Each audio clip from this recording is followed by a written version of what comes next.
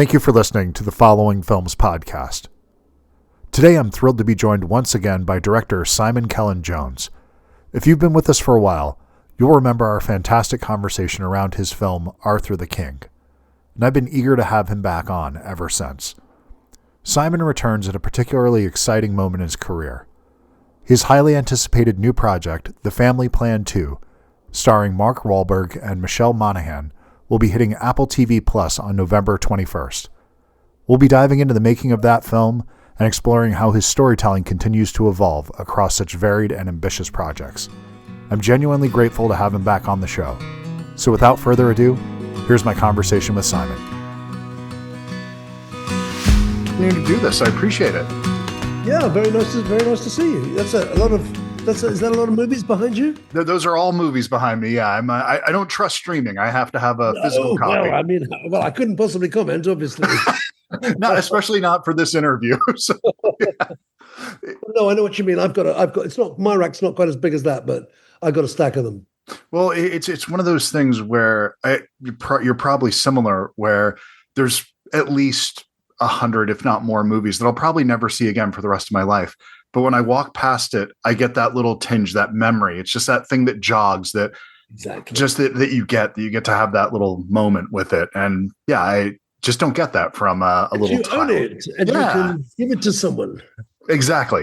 And the other thing is, I hope my kids come through here, and there's a lot of movies I want them to discover, and certain ones that I don't necessarily want to be the one that shows it to them, but I want them to find it on their own, and it's there for them. So I know, although the little buggers have got such short attention spans these days, haven't they? Well, I think there's a method to it. If you start introducing them to certain things early on, they'll accept it. You know, I started showing my 9-year-old William Castle films, and he's really enjoying that. And it's kind of just going through the Halloween season and having him kind of see these old 50s and 60s horror films and ramping up to some Hammer stuff later on, probably. Okay, that's pretty cool. I mean, you know, there's only so much time you can show them Jason and the Argonauts where they'll still appreciate it. And so, and then you can build up to Night of the Living Dead. Oh, well, that was one of the ones that cracked my mind open. So yes, absolutely. We'll get there eventually. Not quite yet though. But thank you for taking the time to do this, man. I was really surprised by how quick this one got turned around. Did you know that you were going to do this sequel at the end? Because it feels like it was just almost, this just came out, part one. Yeah, it feels like you're right. It's amazingly quick, actually. You know, we love making it, and during the end of the post-production, we were thinking, this film's okay. I think people are going to like it. So we were vaguely hopeful, but then I think Apple were reasonably pleased with the reaction, and they said, yeah, what the heck? We'll give you the money to develop a script and see where it goes. Unfortunately, our writer, David Coggeshall, wrote well and he wrote quickly. And so we got a green light pretty fast, actually. That's wonderful. And what was the approach to the screenplay for this one? What was your thoughts? You obviously changed locations on this one. There's some things you added to it, but what was the initial kind of, this is the thing I want to, kind of hang my hat on? I think we very much went same but different. We liked the normality of the family, the fact that they're not superheroes, they're not international crime busters. They are a sort of loving, squabbling, bickering, internet following family. But also, we love the fact that obviously every family doesn't have quite as an extreme father as Dan in the film does, but every family's got sort of black sheep, dark horses in the background, and we just wanted that to be something that people could relate to, basically. Well, and I think there's also, to me, one of the kind of more interesting themes that you see covered in a lot of films, which is the preferred son, the preferred child, that thing, which is mirrored on both sides of the family that you see. He's passing on this tradition without even thinking about it, that, he was the benefactor of being the, chosen child. And then he's also doing the same thing with his own children. And so that was something that I was really happy to see explored in this film. Well, that's great. I mean, as a parent, I would obviously never admit to that, but, you sometimes sort of, today so-and-so is my favorite child, and then tomorrow Yeah, it's whether parents think it or not, kids definitely think it. Oh yeah. When they're going through those awkward adolescent beats. So yeah, I think that again that was David the writer's idea to sort of have that theme both in his children but in his past life as well.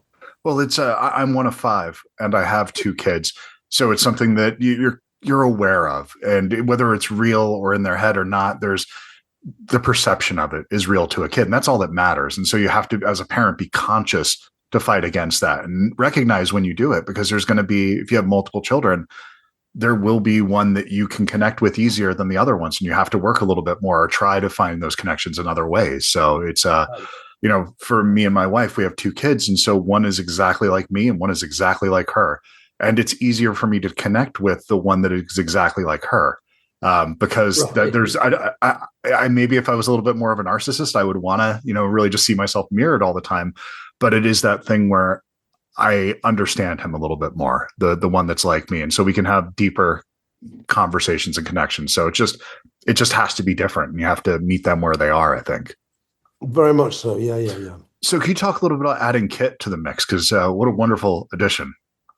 Well, he was just great in this. It was He's yeah. I so mean, good. he's great. He's doing an Irish accent. That's not his real accent, and No, I don't know, but I'm pretty sure it's a pretty good accent. it sounds good to me, but Yeah, and he had a dialect coach, but he did the work himself.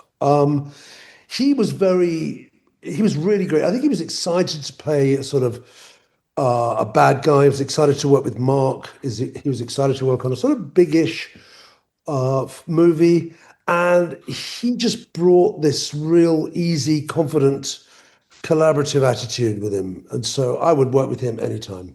it's the movie goes into just a whole different gear as soon as he shows up, and it just the he's so grounded in his performance, as big as it might be, and he is a villain for sure. But there's humanity to him, and you understand where he's coming from to some degree.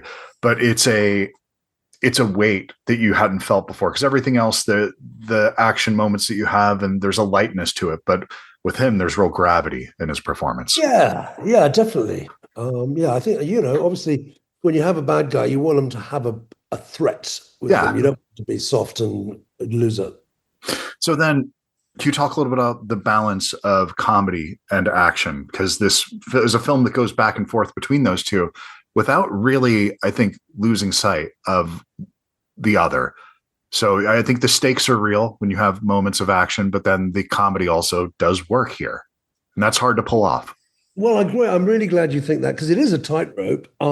Because we want to tick both. Well, ticking boxes is not really what we're trying to do, but we want to cover both those bases. Right. Um, and I think the most fun bits are when there's humor within the action, but you find a way of not making it dissipate the danger or the jeopardy, but you sort of, the family, the actors had worked together before. They had a really good instinct. We had a brilliant new character playing Omar, Omar. Yeah, he's the great. boyfriend, who's really read was fantastic.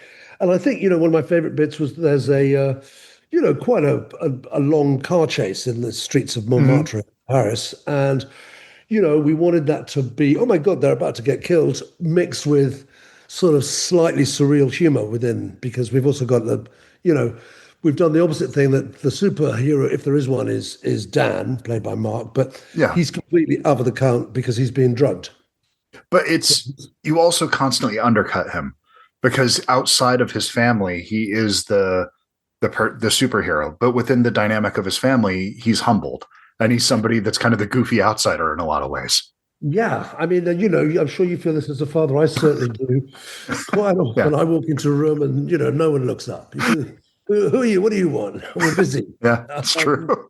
So I'm this big, important, strong, masculine guy, but that doesn't cut any ice with my family at all. Isn't that great though? Isn't it the wonderful thing about family that it does keep you? If you start feeling way too proud of yourself, or in your kind of in your own head in a way, and your ego starts to get a little bit inflated, your family will bring you back down to reality so quick. And it's a beautiful thing. It's something that I think we all need. Yeah, they certainly do. And I think, as you say, I think that's what, and, Mark is He's great because he's a big movie star, but Yeah. he doesn't play the movie star game. Maybe he doesn't need to, but he just doesn't. He's very much in there with the actors, and so they might be nervous at first, but very quickly he puts them at their ease, and he tries to keep a sort of equality and a simple level playing field for the other actors. Well, I think you feel that because there's a chemistry that is even in the first film that you do feel that it doesn't feel like something that's forced, where you can there feels like there's genuine affection among this family. And then that's hard to fake, I think. I mean, they're actors; they should be able to fake it. But Well, that's what some would say. I tell you, a real secret weapon in this setup was Michelle Monaghan, who mm, she was never the type of person who's going to come in and play the little wifey. Um, but she really stands, she stands her ground. Not that she needs to, because there was no sort of real conflict between them. But she's very easy with herself, and so she played, very much level with Mark, and so it was mm, good to see that there was no sort of protocol or hierarchy within the family, except for the hierarchies you get within normal families. Sometimes, often yeah, the mother is the boss. That's, sort of how it is in my house. same here. Yeah. And unfortunately, the kids are the boss. And, as you know, often I'm just a taxi driver. Well, there's something when your day to day life is being the boss and to make a lot of decisions. And as a director, that's it. You're making decisions about everything all day. It's nice to go into a situation where you're not the person making the decision on everything, that you can go with somebody else, that your voice is heard. But at the same time, there's, other, I will not default to you necessarily in that sense, but like, I'm here to support you. What do you think we need to do? It's nice to have multiple dynamics in your life, not just Yeah, always being one thing. exactly. So then, could you talk a little bit about shooting in London this time? Were you shooting in London, or were? Yes, a lot. We were based at Shepperton Studios, and we filmed a lot on location in central London, some of the landmarks. In fact, I live in Somerset, which is a couple of hours west of London. But obviously, for me, being in England was fantastic because literally over the last 15 years, I've done almost everything abroad, Yeah. and I've been away so much. So I was home practically every weekend. And London is it's one of the great cities. Yeah. Paris, London, those are the top three for me. And so I was thrilled to be there. And many years ago, I was a location manager. Oh, I didn't So realize that. so I'm not saying I know London like the back of my hand, but I've been driving around London for more years than I care to say. And so I was able to find a few little haunts, a few little nooks and crannies that butted up against the big backgrounds, but gave it a little bit of an underbelly as well. Well, like I think of where the apartment is, where the daughter's apartment is. That a neighborhood that you knew, or was that something that was? Yeah, it's actually a famous street called Brick Lane, and like many places, it's kind of like Brooklyn now, or Okay. Silver Lake or whatever.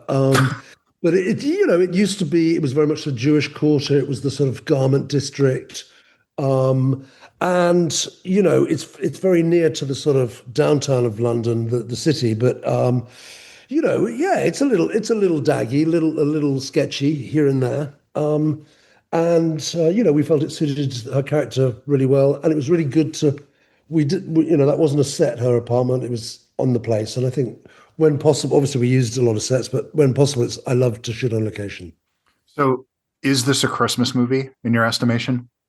Well, yeah, you could say, "Oh, it's not a Christmas movie; it's a Mark Wahlberg movie."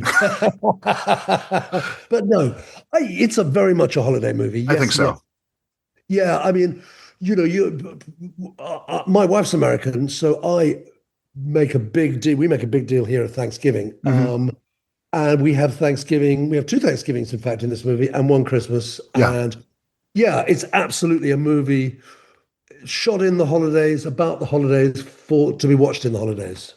And that's one of those things that when you make a film that takes place over Christmas, they can end up having shelf lives for well beyond a typical film. Yeah, That people, it can be something that people come back to year after year after year. That people discover, and especially with it being an Apple release, something that people will be able to watch this Christmas. And I think that you'll be able to come to the.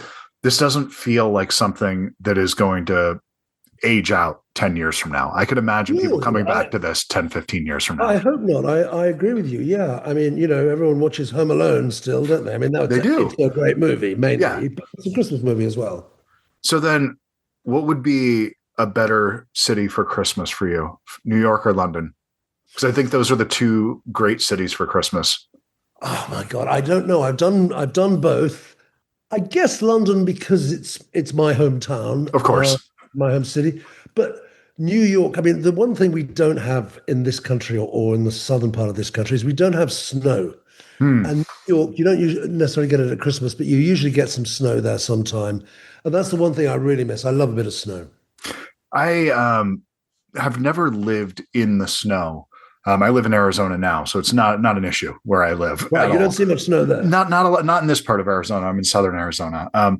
But it is something for whatever reason that time of year we all just feel that need for it to go to the mountains and kind of be around that weather and be around that colder thing and just to be cold outside, warm inside. It's just something that Yeah. really does kind of speak to the holidays. And yeah, I've never, my mom is from England and I've never been around the holidays to England. And I would love to do that at some point. I need to get over there at that time of year. It's always been Yeah, you summer for should. me. It's a pretty great Christmas city. Yeah, could not agree more. The idea of when I see images of it, it feels like what I want it to be, and there's that magical thing about it. And especially as an American, looking in, there's just something magic about that country anyway. That the sense of history that's there that we don't have in the same way here. It's just a wonderful place. So I'm looking forward to trying that at some point with my wife. But Right. I um, hope you do. so just kind of the last thing I wanted to touch on though. Um, is there going to be a third one? Ah, Are you gonna do this again? Because I feel like I wouldn't have thought it felt like it was done with the first one to me in a lot of ways. It felt very complete. Didn't feel like you need to do another one. Then after seeing this, it feels like well, maybe there's still some more more story to explore here. well, you don't want to repeat yourself, but we had such a good time making it. And because families grow and change as they get older, Yeah. it's going to be the same characters, but they're different lives. So, I would never rule it out. I definitely would not rule out a third one. What's something? Is there a type of film you said you don't want to repeat yourself that you haven't done yet that you want to do? Well, I don't know. I mean, I've just going the opposite direction. I'd love to do a sort of real psychological thriller. I'd love to do a heist movie. I think, I'm still a little stuck on so many of those movies from the 70s, Or like when which ones? The French Connection, The Of course. Graduate, Yeah. Midnight Cowboy, Jaws, films like that. It was I think, we're probably doing, there's always a heyday of some kind, but that was a special turning point. It's coincided with the invention of the zoom lens, for example, which I think Sure. was a change. You watch a film like Bullet or whatever, Mm. they just went mad. Like, oh, we got a zoom lens, man. We can do all this. Well, it's you discover, you go back and you look to a certain period of time when the Steadicam came out, and there's these Very certain much so. things, and you Yeah. start seeing it everywhere at that point. Like post Rocky, you start seeing Steadicam just kind of go into everything. So, That's but yeah, right. Was it The Shining when the first? Shining was the one that did it. Yeah, because the Shining would have been 82 maybe, and That so sounds right. and And then I Rocky would have think been Garrett Brown 78, was 77, I Garrett think. Brown the grip on The Shining. I can't remember. I don't That think he was the sounds grip. right. I know that it's associated with it in some way, and it wouldn't have been DP, so that seems Right. right. Yeah. But yeah, you're Um, right. I mean, now we take it for granted, but it's amazing. You can walk and the camera just yeah, stays locked. It's fantastic. and those sort of changes and shifts that you have in technology and how it moves, it's fun to go back and look and see those things. But you mentioned The Graduate, and that's one of those movies that I go back to every couple years, and it's something that I find it's such a simple story, but there's so much in it. It's not just a coming of age story, and it Oh my God. deconstructs every romantic comedy trope for the next 30 years ahead of time. Yeah. That extra beat at the end of that film where they're both Oh my sitting on the God. bus and they've made a mistake, They and he probably made a lets you mistake. could have Yeah. cut 30 seconds earlier and it would have had a totally different moment of that, just like the happy ending, but then they're left with the reality. And it's just such a wonderful, like, little gut punch. It's very subtle, though.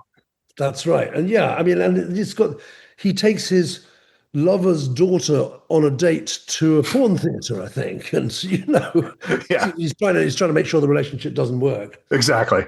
But you're right. I mean, I think that's what I like about that film. It's a classic rom-com, but with a real dark streak. Oh, yeah. Yeah. Yeah. Nichols was, if you haven't read the Nichols book, it's incredible. That came out a couple years ago. What's it called? Oh God. Now I'm going to space the name of it, but there was a Mike Nichols.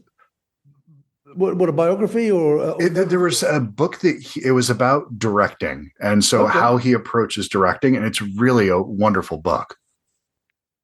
Great. Oh, I'll check that out. Yeah. I haven't read it. I mean, yeah, it's one of those ones. It's been a couple years now, but yeah, it's a really, really interesting one. It's one of those ones that I definitely, kind of like Lament's book, those kinds of things. It's just, there's these certain directors that I think you can go back to their work over and over and over again. And he's definitely one of those guys, but, I hope you'll get to do your psychological thriller, and I would love to see you do, seeing your Chase here. I could absolutely see your version of Ronin, something like that. I would love to. I hope you get to do that, because for me, as a fan of 70s films, I miss that stuff. It wasn't. I'm 49, so I was past it when it started coming out, but I always have had a deep fondness for that particular era of filmmaking. Yeah, and I'm sure you got a few of them on in that CD. One or two.